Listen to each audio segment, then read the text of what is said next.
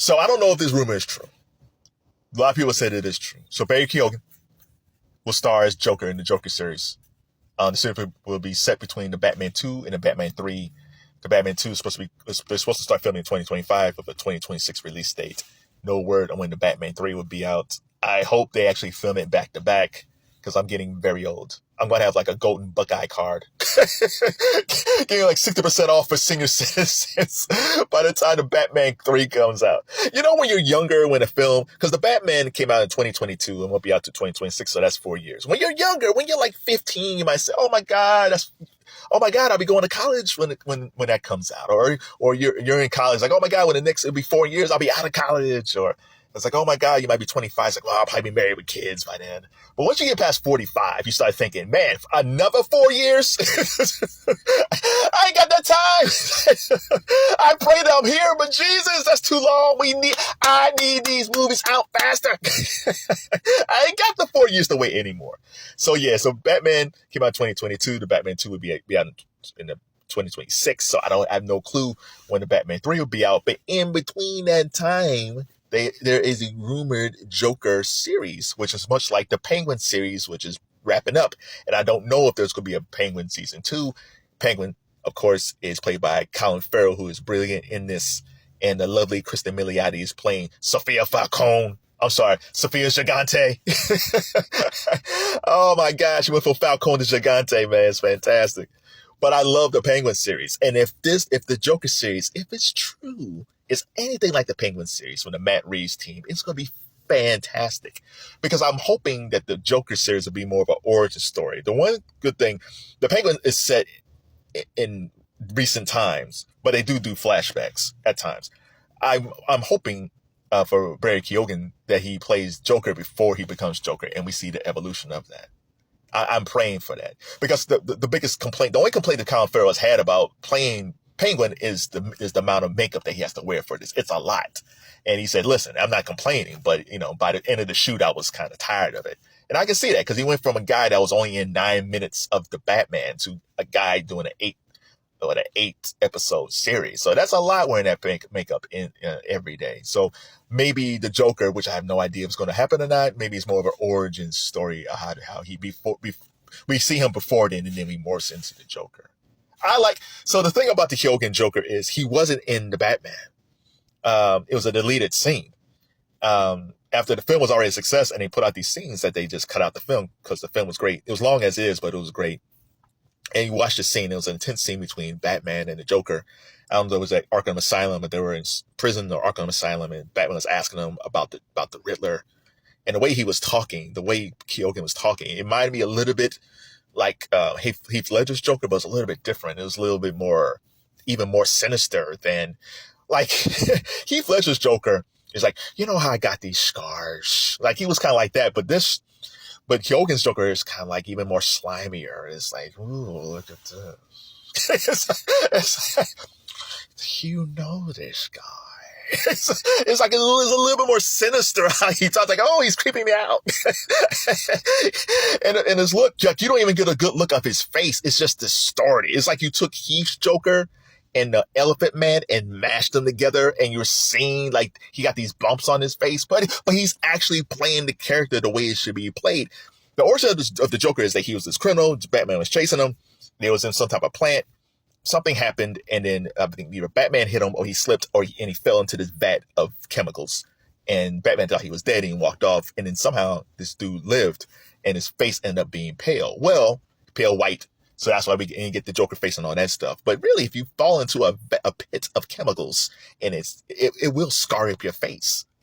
So with Heath Ledger's Joker, he had the carved smiles, like, you know how I got these scars? Like that's the only scars he had. But Keoghan's Joker is terrifying. Just from the lens that we're seeing, because we can never get a really good shot of him, it looks terrifying. It's like Heath Ledger and Art the Clown had a baby, and he had this Joker. So James Gunn, the head of Disney Studios, said there's been no negotiations with this, so there's no plans of a Joker series. Now, Joker's supposed to be the main villain in Joker 3, but it makes perfect sense if the Joker is supposed to show up a little bit, allegedly, in Joker 2. I mean, in Batman 2. So Joker's supposed to show up a little bit in Batman 2. So then you have a whole Joker series, which leads into the Batman 3. And we need this. We need a series that's in between. Just like you have the Penguin in Batman 2. There has to be a series that goes from Batman 2 to Batman 3. You can't go 4 years these days without putting anything out. So I'm hoping and praying that it is Joker, because Penguin is so good. The funny thing about Keoghan's, because Keoghan is Irish. He was in Banshees with Colin Farrell. He's dating Sabrina Carpenter. Good score, my man. But he has a thick Irish accent. So when he's doing his Joker speech, like there's no sense of, it's just like Colin Farrell. There's no sense of who he is at all. He's like a totally different person, which is just crazy. But when I look at all these Jokers, I like them all. Like we saw the Cesar Romero Joker. It's the most comical of the Jokers. And then we got the Jack Nicholson Joker, who basically was the template for all comic book villains. It was basically him and probably for me, General Zod in Superman 2. So you had Jack Nicholson's Joker and then nothing for a long time. And then we get Heath.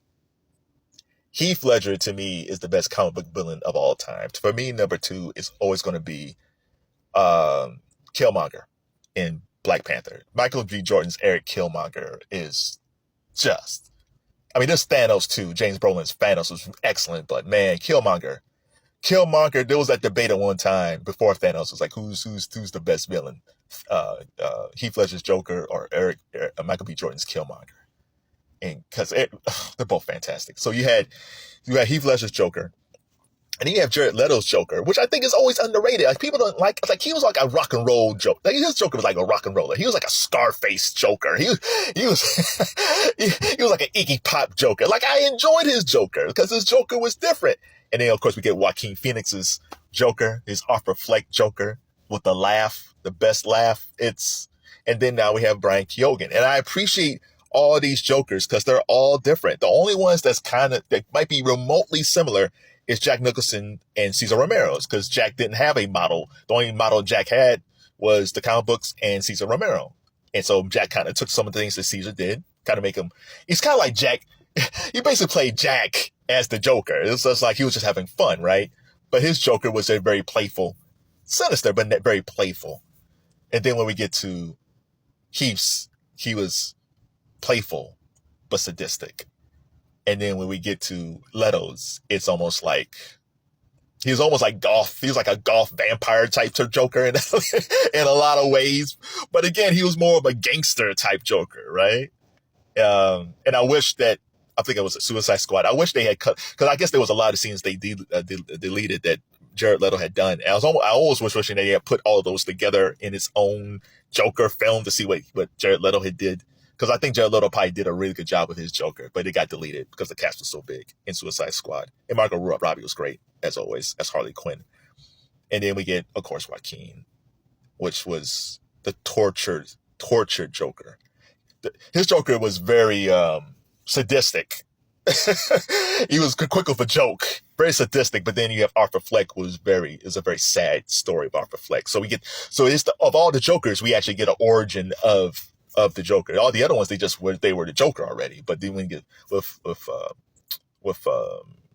Joaquin's, you get that Joker, which seems to be ground zero of all Jokers. If you saw the movie, you know what I mean. And now we got Barry Keoghan, and I am anticipating this. I don't think I'll be disappointed like in Joker 2. I think Matt Reeves is an excellent director, and I'm excited what he's going to do with Batman 2. But if Barry Keoghan is in the Joker in Batman 3, it's like, oh my God, like it's almost like Christmas. It's like Christmas. It's like an 8-year wait. So you don't know. So what do you think about this story about the Joker series? Do you think it's going to happen? Do you think it's a wild rumor? How do you think about Joker, Batman 2 and Batman 3? Well, your thoughts on Matt Reeves? To me, even though James Gunn is running DC Films, right now is on Matt Reeves' shoulders. Like DC rise and fall with Matt Reeves. So he can put a smile on my face.